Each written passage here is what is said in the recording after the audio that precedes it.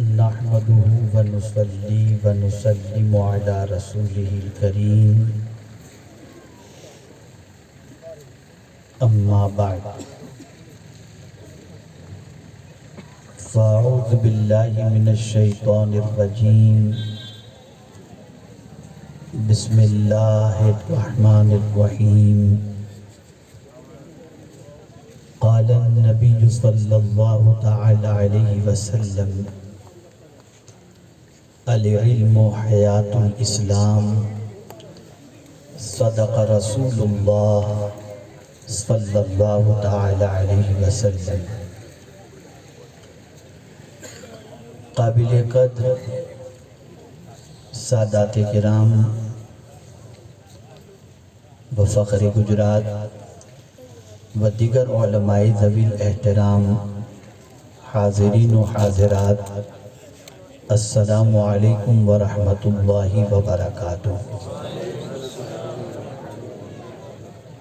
میرے پیارے آقا صلی اللہ تعالی علیہ وسلم کے پیارے دیوانوں، جس طریقے سے میں پڑھا ہوں عقیدت و محبت میں ڈوب کر اسی طریقے سے درود و سلام کا نذرانہ پیش کریں۔ الصلاۃ والسلام علیک یا رسول اللہ، الصلاۃ والسلام علیک یا حبیب اللہ، الصلاۃ والسلام علیک یا نبی اللہ، الصلاۃ والسلام علیک یا نور اللہ، وعلی آلک و اصحابک یا حبیب اللہ،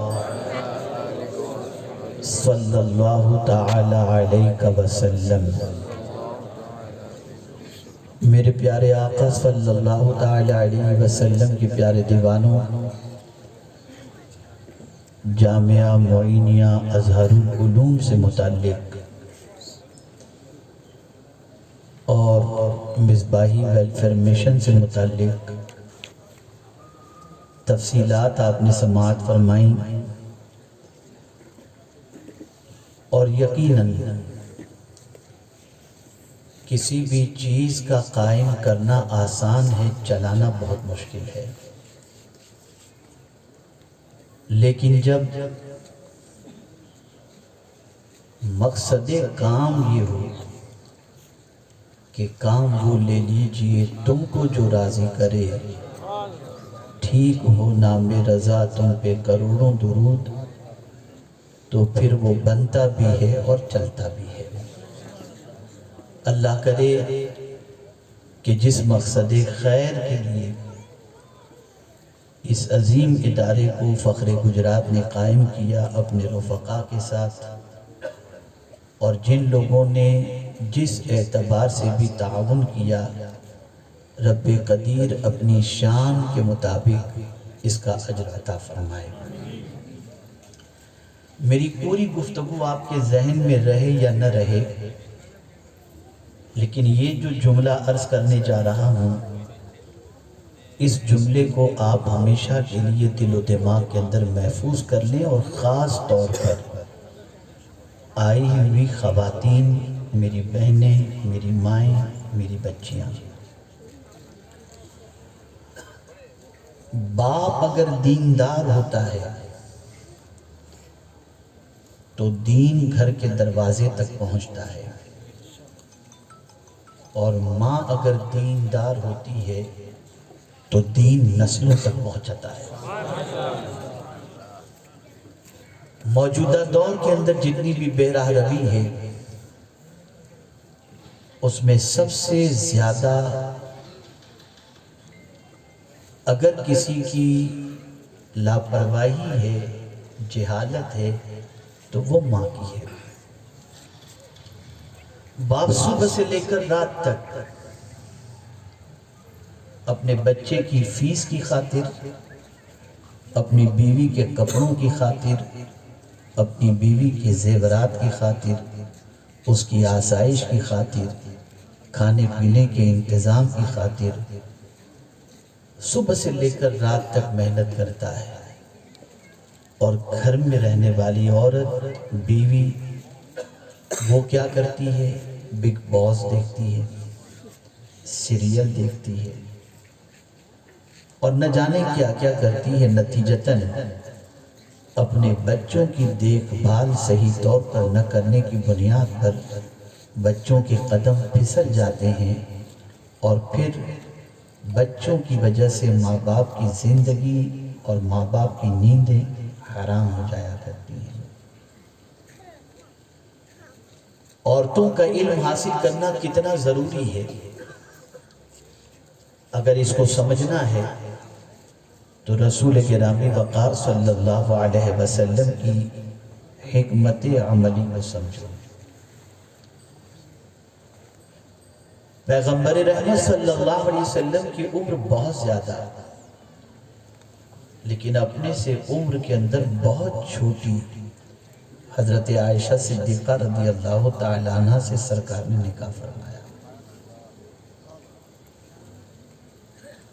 ٹرین کے اندر مجھ سے ایک صاحب نے، غیر مسلم نے سوال پوچھا کہ آپ کے نبی اتنی شادیاں اور پھر اتنی چھوٹی بچی سے شادی کیوں کی؟ تو میں نے کہا سنو، پیغمبر کی نظر صرف حال کو نہیں دیکھتی، مستقبل کو بھی دیکھتی ہے۔ رسول اعظم نے حضرت عائشہ صدیقہ رضی اللہ تعالیٰ عنہ میں دیکھ لیا تھا کہ یہ وہی لڑکی ہے جس سے 1/4 اسلام پوری دنیا میں پھیلے گا۔ تو رسول گرامی وقار صلی اللہ علیہ وسلم کے لیے یہی ایک راہ تھی کہ انہیں اپنے عقد میں لے کر ان کو اپنی نیابت اور اپنی وراثت عطا فرما دیں۔ آپ کو حیرت ہوگی کہ پورے مدینے کے اندر جتنے فقہا تھے کم و بیش 149، اس میں 14 جو تھے وہ بہت اونچے مقام پر تھے۔ ان 14 فقہا کے اندر ام المؤمنین حضرت عائشہ صدیقہ رضی اللہ تعالیٰ عنہ کا نام بھی موجود ہے۔ صحابہ جب کسی مسئلے کے اندر الجھ جاتے اور انہیں کوئی حل نظر نہ آتا صحابہ، تو آپ جانتے ہیں ام المؤمنین حضرت عائشہ صدیقہ رضی اللہ تعالیٰ عنہ سے پس پردہ سوال پوچھتے اور ام المؤمنین اس کا جواب دے کر صحابہ کو مطمئن کیا کرتی تھی۔ جب علم عورتوں کے پاس تھا، جب علم دین خواتین اسلام کے پاس تھا، تو ان کے بطن سے ڈانسر پیدا نہیں ہوتے تھے، نجات کے ذریعے پیدا ہوا کرتے تھے۔ فخر گجرات نے سلطان الہند کی طرف نسبت کر کے ادارے کو قائم کر کے جو کچھ باتیں انہوں نے بتائی ہیں، ذرا اسی سلطان الہند کی زندگی کو دیکھ لو۔ بنگال کی سرزمین پر جب 5 لاکھ کے قریب لوگوں نے خواجہ غریب نواز رحمت اللہ تعالی علیہ کے ہاتھوں پر توبہ کی، تو سلطان الہند نے اپنی ماں کو خط لکھا اور اس میں لکھا، ماں اللہ کا شکر ہے کہ تیرے بیٹے معین کے ہاتھوں پر اللہ نے 5 لاکھ لوگوں کو کم و بیش توبہ کی توفیق عطا فرمائی۔ تو ماں نے جواب میں لکھا، بیٹے معین یہ تیرا کمال نہیں، یہ میرا کمال ہے کہ میں نے کبھی تجھے بے وضو دودھ نہیں پلایا تھا، اس وجہ سے اللہ نے تیری زبان میں یہ تاثیر عطا فرمائی۔ یہ ماں کا کردار تھا۔ تاجدار کربلا نے میدان کربلا میں سب کچھ لٹا دیا، سجدہ نہیں چھوڑا زخموں کے باوجود۔ وجہ کیا تھی؟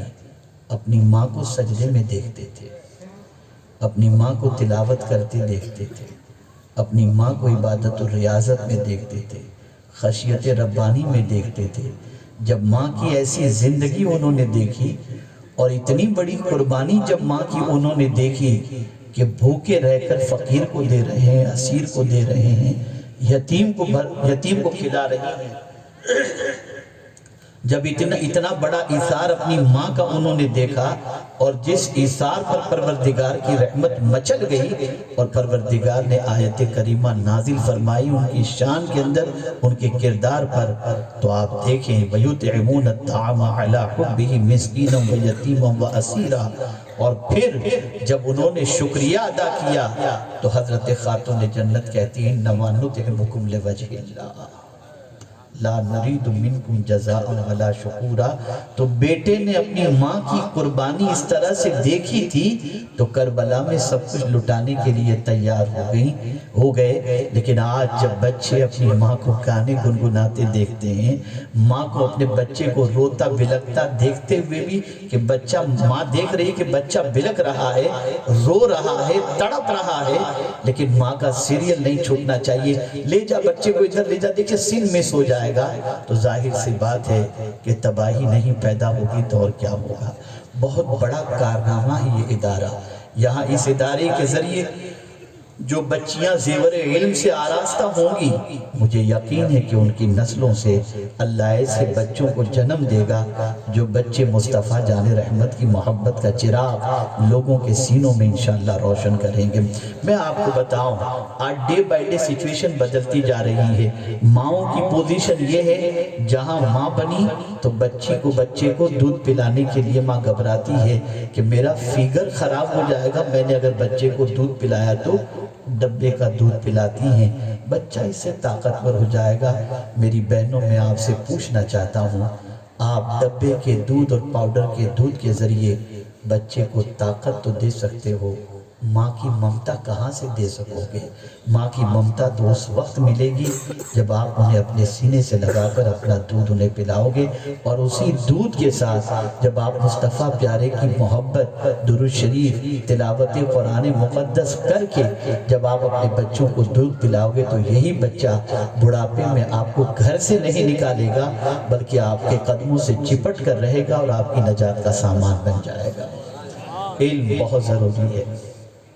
تاریخ اٹھا کر دیکھو، صحابیات کا علمی ذوق دیکھو، صحابیات کا علمی شوق دیکھو۔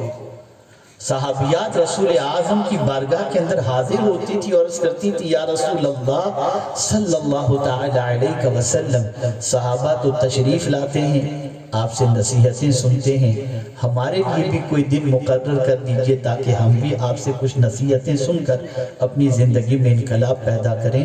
اللہ اکبر۔ پیغمبر رحمت صلی اللہ علیہ وسلم کو ان کا یہ سوال اتنا پسند آیا کہ رسول اعظم صلی اللہ علیہ وسلم نے ان کی تعلیم کے لیے خاص طور پر بدھ کا دن فکس فرمایا اور بدھ کے روز خواتین کو مصطفیٰ جان رحمت صلی اللہ تعالی علیہ وسلم تعلیم دیا کرتے تھے۔ اے رسول اعظم صلی اللہ علیہ وسلم کے دیوانوں، آج ہماری عورتوں کی پوزیشن یہ ہے کہ نہ غسل کے مسائل سے واقفیت ہے، نہ طہارت کے مسائل سے واقفیت ہے، نہ نجاست کے مسائل سے واقفیت ہے، نہ پاکی کے مسائل سے واقفیت ہے، کوئی مسئلے سے واقفیت قطعی طور پر نہیں ہے۔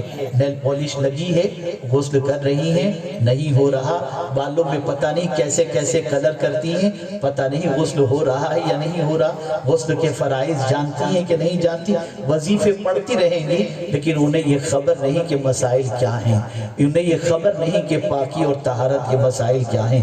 یہ سیکھنا فرض ہے، یہ سیکھنا ضروری ہے۔ اگر یہ نہیں سیکھو گی تو یاد رکھنا زندگی بھر اگر لا علمی کی بنیاد پر، جہالت کی بنیاد پر آپ نے اپنی زندگی گزارتے ہوئے نمازیں ادا کی، اللہ ان نمازوں کو کیسے قبول فرمائے گا؟ آپ ذرا دیکھو پیغمبر رحمت صلی اللہ تعالی علیہ وسلم کے جانثاروں نے علم کے لیے کیسے محنت کی۔ آپ جانتے ہیں حضرت مالک بن انس رضی اللہ مولا تبارک و تعالی عنہ، بڑا عظیم نام ہے۔ حضرت ربیعۃ الرائے فروخ کے صاحبزادے، خراسان کی سرزمین پر جہاد کے لیے فروخ نکلے تھے تو اپنی بیوی کو 30,000 درہم انہوں نے دیا تھا کہ یہ تمہارے خرچ کے لیے رکھو۔ ان کے شکم کے اندر حضرت ربیعہ پرورش پا رہے، مطلب شکم کے اندر موجود تھے۔ ابھی ولادت نہیں ہوئی تھی۔ 27 سال کے بعد جب پلٹے تو ہاتھ میں نیزہ تھا، گھوڑے پر آئے اور سیدھا اپنے گھر کے دروازے پر پہنچے اور نیزہ دروازے پر مارا، دروازہ کھولا تو دیکھا ایک نوجوان نکلا ہے۔ تو نوجوان نے کہا تم میرے گھر پر حملہ کرنے والے کون ہوتے ہو؟ یہاں تک کہ دونوں کے درمیان، فروخ اور ربیعہ کے درمیان آپس کے اندر کشتی شروع ہو جاتی ہے، تھوڑا سا جھگڑا شروع ہو جاتے ہیں۔ اتنے میں حضرت امام مالک تشریف لاتے ہیں۔ امام مالک نے فاروق سے کیا کر رہے ہو تم؟ تب انہوں نے کہا کہ یہ میرا گھر ہے اور میں اپنے گھر میں داخل ہو رہا ہوں۔ تو کہا تمہارے گھر میں داخل ہو رہے ہو؟ کہا ہاں میں 27 سال کے بعد حاضر آیا ہوں۔ تو پھر ان کی بیوی نے جب سنا تو ان کی بیوی نے کہا اچھا یہ میرے شوہر 27 سال میں چہرہ بدل جاتا ہے، انداز بدل جاتا ہے، شکلوں میں تبدیلیاں پیدا ہو جاتی ہیں۔ پھر جب پتہ چل جاتا ہے کہ ربیعہ ان کا ہی بیٹا ہے، دونوں باپ بیٹے بغلگیر ہوتے ہیں اور اس کے بعد رونے لگتے ہیں۔ 2-4 روز گزرے تھے تو حضرت فروخ نے اپنی بیوی کو 4000 درہم مزید عطا فرمائے اور اس سے پوچھ لیا کہ میری بیوی یہ بتاؤ میں نے تمہیں 30,000 درہم جاتے وقت دیے تھے، اس کا تم نے کیا کیا؟ محفوظ ہیں، ختم ہو گئے، کیا ہوا؟ کہا میں نے اس کو اچھی جگہ پر دفن کیا ہے، تمہیں پتہ چل جائے گا۔ انہوں نے سنا اور سننے کے بعد مسجد کے اندر تشریف لے گئے تو دیکھا مسجد کے اندر درسگاہیں لگی ہوئی ہیں اور ان کا بیٹا ربیعہ درس دے رہا ہے اور اس درس کے اندر امام مالک بیٹھے ہوئے ہیں۔ اللہ اکبر، اللہ اکبر۔ جب وہ پلٹ کر کے گھر آتے ہیں بیوی سے کہتے ہیں اپنے بیٹے کو تو اللہ نے بڑا اونچا مقام عطا فرمایا۔ تو ان کی بیوی نے کہا آپ مجھے یہ بتائیے کہ اگر میں نے 30,000 درہم میں یہ کہوں کہ ربیعہ کو تیار کرنے میں اس کی تعلیم کے پیچھے میں نے خرچ کیے ہیں تو یہ میرا خرچ کرنا واجبی ہوگا، ہوا یا نہیں ہوا؟ اتنا سننا تھا کہ حضرت فروخ کہتے ہیں اگر تم نے اس کی تعلیم کے پیچھے خرچ کیے تو اور بھی خرچ کرتی تو کوئی فرق نہ پڑتا، اس لیے کہ جو مقام میرے بیٹے کو ملا ہے اس مقام کو دیکھ کر جو مجھے مسرت ہو رہی ہے کسی اور چیز سے اتنی مسرت نہ ہوتی۔ یہ ماؤں کا کردار تھا۔ آج تو زیورات چاہیے نا، آج تو ڈائمنڈ چاہیے، ہر شادی میں نئے کپڑے چاہیے، یہ چاہیے وہ چاہیے، اس میں کون بچوں کے پیچھے خرچ کرتا ہے؟ یہ خواتین تھیں جو اپنے بچوں کو آخرت کی نجات کا سامان بنانا چاہتی تھی، انہیں علم کے زیور سے آراستہ کرتی تھی، ان کی تربیت کرتی تھی، انہیں دین کے سانچے میں ڈالتی تھی، انہیں بتا دی تھی کہ ماں باپ کے حقوق کیا ہیں، اسلام کے حقوق کیا ہیں۔ اسلام صرف لفظوں کی جمع خرچی سے نہیں چلتا، بلکہ اسلام کو اگر زندہ دیکھنا چاہتے ہو تو رسول اعظم صلی اللہ علیہ وسلم نے فرمایا العلم حیات الاسلام، علم اسلام کی زندگی ہے۔ اور علم کے سلسلے میں ماؤں کا کردار بڑا عظیم رہا ہے، ماؤں کا رول بڑا عظیم رہا ہے۔ جب تک مائیں اپنے بچوں کو سنبھال کر، خود غوث پاک کی زندگی دیکھو، اللہ اکبر، جب اپنی ماں سے کہتے ہیں ماں میں بغداد جانا چاہتا ہوں حصول علم کے لیے، تو ماں نے کہا بیٹے جاؤ ضرور، لیکن جب تم وہاں سے پلٹ کر آؤ گے تو تمہیں اپنی ماں کی زیارت نہیں ہو سکے گی، اب تمہاری ہماری ملاقات میدان قیامت ہی میں ہوگی۔ بڑھاپے کی دہلیز پر تھی ماں، سنبھالنے والے صرف غوث پاک تھے، لیکن بیٹے نے جب یہ کہا ماں اجازت دیتی اپنے بیٹے کو علم حاصل کرنے کے لیے۔ اللہ اکبر، کچھ دنوں کے بعد ماں کی یاد ستاتی ہے تو اللہ اکبر، غوث پاک پھر پلٹ کر جیلان کی سرزمین پر آتے ہیں، دروازے پہ دستک دیتے ہیں تو ماں کہتی ہے کون؟ ماں تیرا بیٹا عبدالقادر۔ کہا بیٹے کیا علم مکمل ہو چکا؟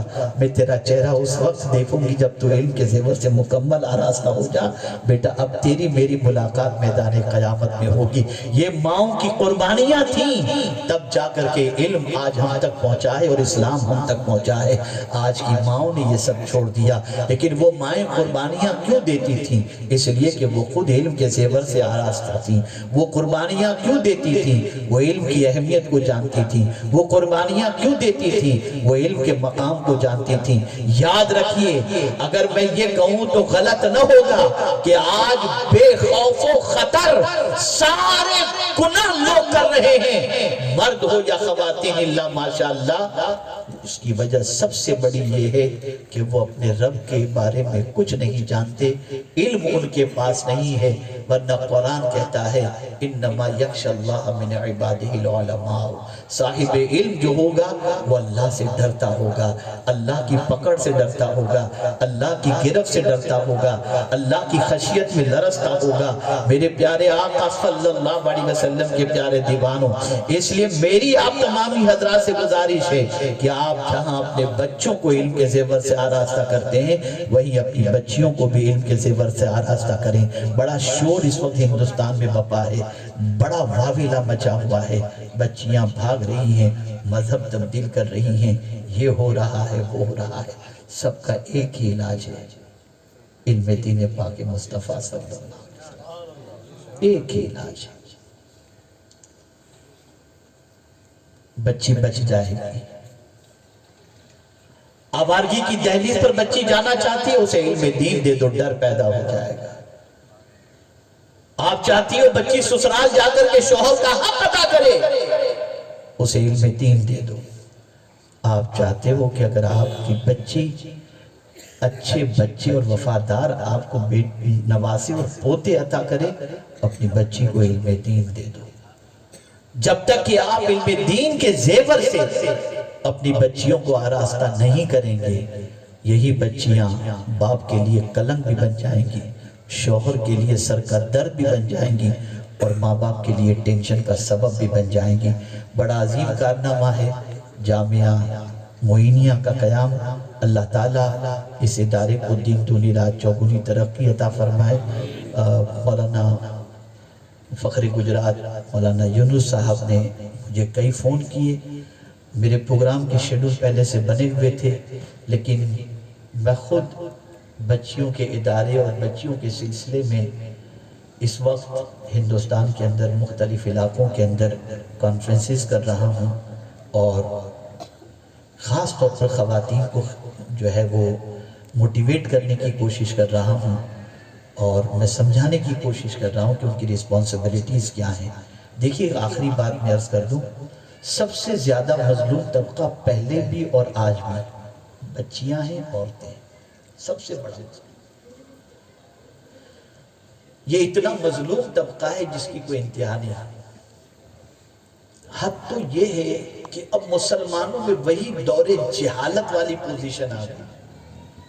بچی پیدا ہوئی تو دوستوں کو کہنے میں شرماتے ہیں کہ میرے گھر بچی پیدا ہوئی، اور بچہ پیدا ہوا تو فون کر کر کے ارے ماشاءاللہ میرا وارث آ گیا، میرے یہاں بیٹے کی پیدائش ہوئی۔ یہ سچویشن ہو گئی۔ کبھی ماں کا چہرہ اتر جاتا ہے۔ مجھے خود ابھی ایک ماہ پہلے ہمارے یہاں جو خاتون کام کرنے آتی ہیں، انہوں نے ہماری اہلیہ کو بتایا ہوگا کہ اس کی کوئی کام کرنے والی سہیلی جو تھی، اس کے یہاں 3 بچیاں تھیں، اور پھر وہ امید سے رہی تو اس کے شوہر نے اس کو بھیج دیا، بولے لڑکا پیدا ہو تو آنا، لڑکی پیدا ہو تو تم مت آنا۔ یہ سچویشن ہے۔ کل بھی یہ طبقہ بڑا مظلوم تھا، آج بھی وراثت کے معاملے کے اندر باپ بیٹی کے حوالے سے تھوڑا سا کنجوس ہو جاتا ہے، بیٹے کے نام پہ سب کچھ لکھنے کے لیے تیار ہو جاتا ہے، یہ میرا کاندھا بنے گا، نہ یہ کاندھا دے گا، نہ پتہ نہیں کیا کیا دے گا، کچھ نہیں دیتا۔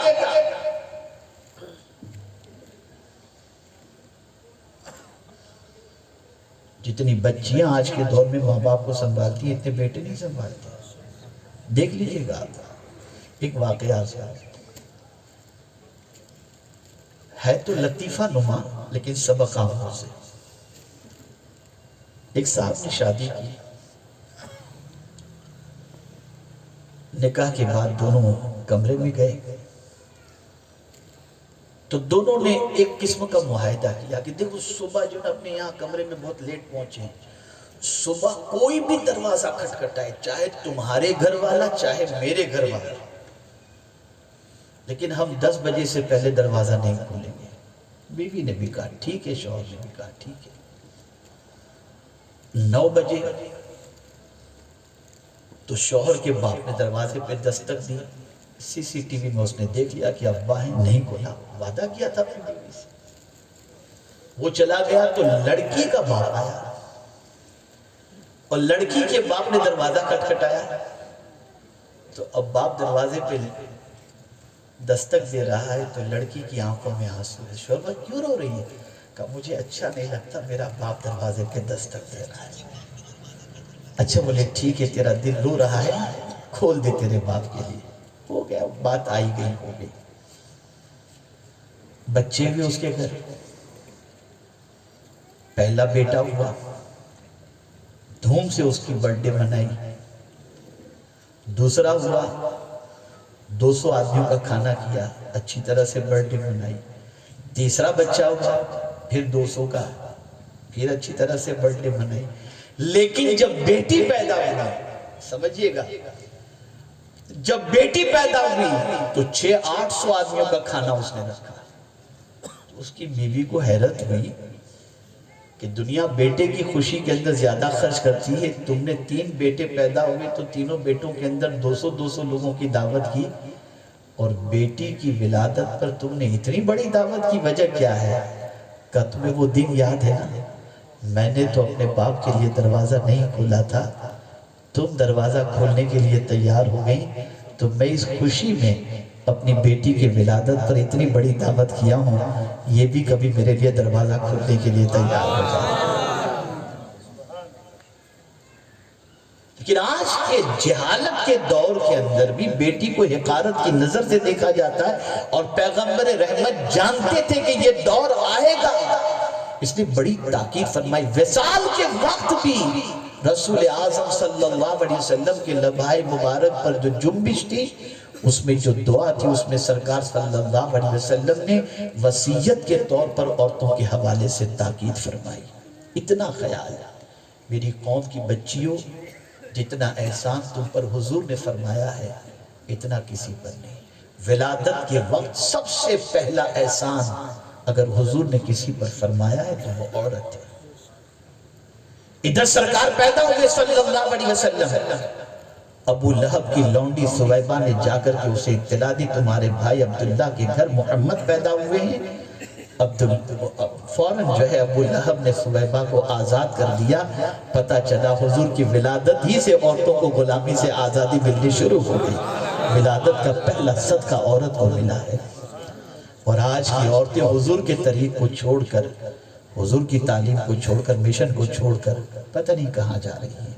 اے رسول اعظم صلی اللہ علیہ وسلم کے دیوانوں اور اے خواتین اسلام اپنی علمی پیاس بجھاؤ.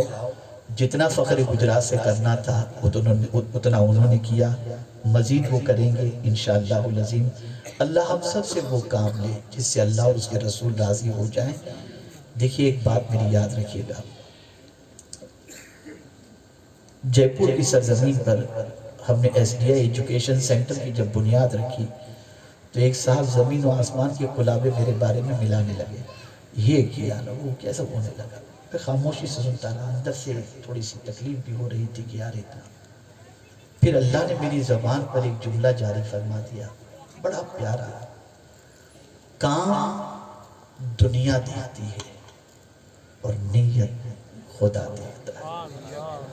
بس اعلیٰ حضرت عظیم البرکت امام عشق و محبت کے اس شعر کو ہمیشہ پیش نظر رکھنا ہے. کام وہ لے لیجئے تم کو جو راضی کرے. دنیا راضی ہو کے 2-4 ہار پہنا دے گی تعریف کر دے گی گاڑی دلا دے گی بنگلہ دلا دے گی پیسے دے دے گی یہی تو کرے گی. جنت نہیں دے سکتی.